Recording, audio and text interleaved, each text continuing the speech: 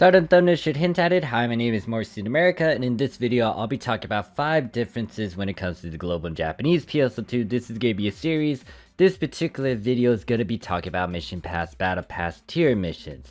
So if you want to look at a certain point, you can look in the description for that. There will be other videos you can watch. Just make sure to look down below while I have my character run through all these buildings and just destroy the entire city of mine. Anyways, let's get started. Point number 1 goes into the mission pass, how to acquire incentives, bonuses, and then giant differences in terms of rewards and how you can do things. There's a separate video for that. It goes into a lot of details about it. You can look in the upper right hand corner or in the description, but pretty much there is a difference with the Japanese mission pass battle pass and then that of global mission pass battle pass. But there's a difference.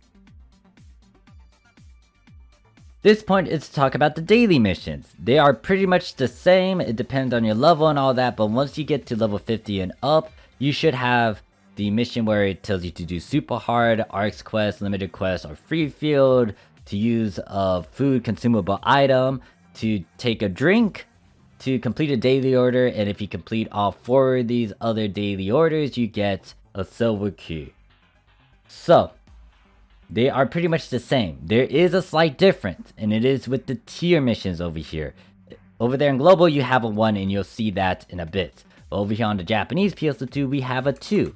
And if I turn in this 1 client order over here, or daily order, you can see that it increased that. Not only that, it was able to also, well, fuck me, I did not do that right, so I'm gonna have to fix myself.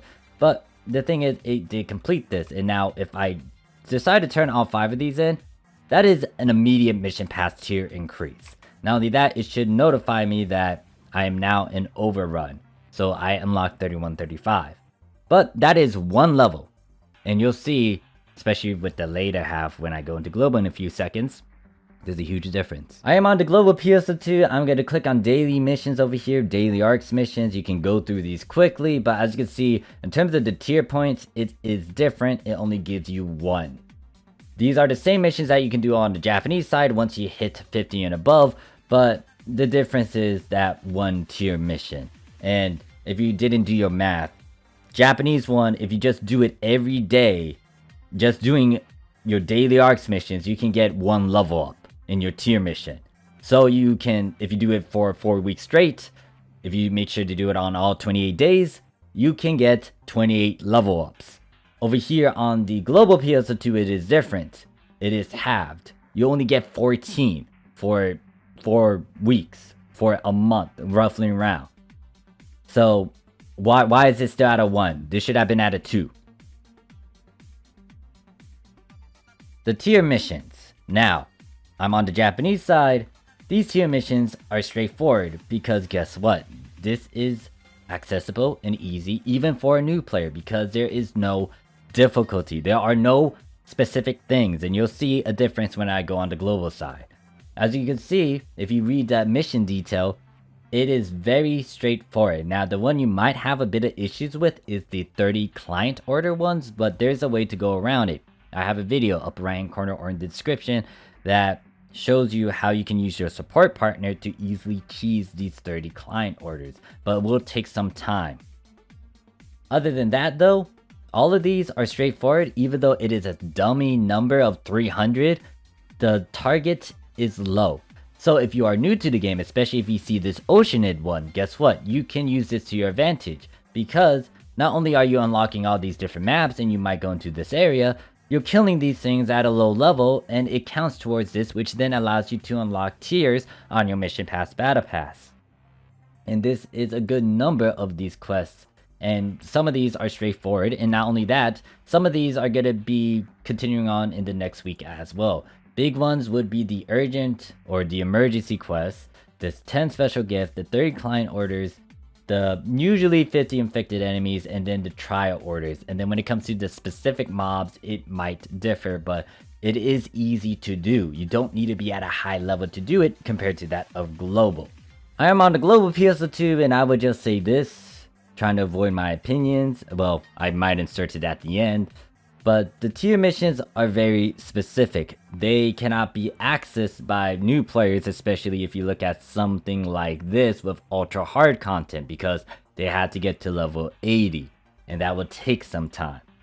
There's a lot of variables that will kick in, but this is completely different compared to that of the Japanese tier missions, where one, it has a repeated pattern where some of these will stay constant throughout the weeks, whereas global, not only is this very specific, but it does change next week. It depends on what it is, and sometimes it could be even harder or very annoying because it tells you to find some containers or something in free fields. I do not like them, but that is it for this point. In this part, we are going to be talking about the mission badge exchange. On the Japanese side, you can see there's an NPC over here. You see the weapon badge attended over here. Challenge my guys over there on the second floor. So when I talk to this guy, I'm going to click on the third option, and you can see there's not a good chunk of accessories, lobby actions, fashion stuff in here. It's a lot of technical things. Slight differences would be the sage crest being here and some other ones, but you have these capsules, you have these enhanced caps, you got this exchange down here, but pretty straightforward technical things. But let me point out these 3 of these accessories that I know that are over there in the global PSO2, especially in the mission badge. There might be a couple other items that were free to get, but they put it over there. So let me go over here to the 2021 and point at the shield arms, because I know that that is over there. So this one you can change to 2021. You can exchange 2021 badges for these accessories. So this back piece should look familiar. This arm piece should look familiar. This arm piece will look familiar. You'll see why I highlighted this part in a bit. I'm on the global PSO2, as you can see. There's the recycle attendant, but there's no NPC there. Instead of the weapon badge, it's the challenge NPC, challenge mile NPC. So she's back up there on the second floor in the ship area. You're gonna go over to this guy, click on the 7th option for the mission badge swap shop. Most of the technical items are over here, like the enhanced caps, the exchange, so you can get more mission badges, grinders, escape doll, enhanced caps. And then the pop items that add support items, Ether Factor, Astro Soul, Mana Rev. However, you can see that there's some other goodies over here. Now, I can easily point out which was an AC item, and then which one was actually a free-to-play item. But here's the thing, especially on the global side, if you have nothing else to spend your badges on, you may want to go for this. Some of these are actually good, because if I point at this camo, for example, the weapon stealthing one, this is actually stupidly expensive on the Japanese side, because it was out or accessible for a limited time at the very beginning of the Japanese PSO2. And then they took it off the market, or they took off the easy way to get this particular item. Because of that, it made the weapon camo very expensive. So you can easily get one on the global PSO2 for 100 mission badges. Even if you don't want to technically spend your mission badges, the alternative is to buy it. So what you could do is go to the Visa phone, go over here and type in weapon stealthing, and then just look it up. And you can see that currently on the ship that I'm on, it is roughly around 10 mil. It's not that bad. I would rather spend 10 mil instead of 100 mission badges. But that's my opinion. Everyone has different opinions. And this one is pretty much the same boat. And the reason why I brought up the 2021 weapon badge is the fact that, especially those items I highlighted, they're in here. So this shield blade one, and then the wing thrusters, and then the shield blade left, those are in the 2021 weapon badge, which is a free-to-play sort of currency. And then you can just easily get these. And you can also account lock them. And you could do the same thing with this, but you need to spend a good 60 and then times that by 2 if you want to account lock it. 120 mission badges. So there's pros and cons to this, but that is a difference from the Japanese mission badge shop and then the global mission badge shop. The last point is time, because for global it's usually 4 weeks or a month before you go to the next season. When it comes to Japanese PSO2, it could be all over the place. It could be maybe a month and a week. It could be 2 months. It could be 3. It is dumb, but hey, look, that is what it is. And honestly, for Japan, especially with the difference in the tier missions and the ARKS daily mission to how many battle points or mission points it can give, it's not that bad for us. We can easily complete. We can immediately get to like what the tier mission 35 within 2 to 3 weeks, compared to that global where it might take a while because of all these different factors.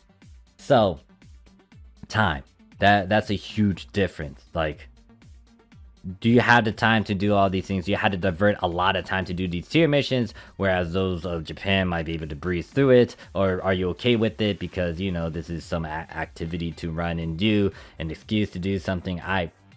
There's a lot of variables. I don't know everyone's situation, but that is something to note. Time. That concludes this video with the 5 differences with the global and Japanese PSO2. They might update this, they might change it later on, but for now, this is going to be a thing. If you have any question, comment, concerns, put it down below. I'll see you guys in the next video. Peace. Now, I wonder what the hell I'm going to do with this destroyed city. Fuck.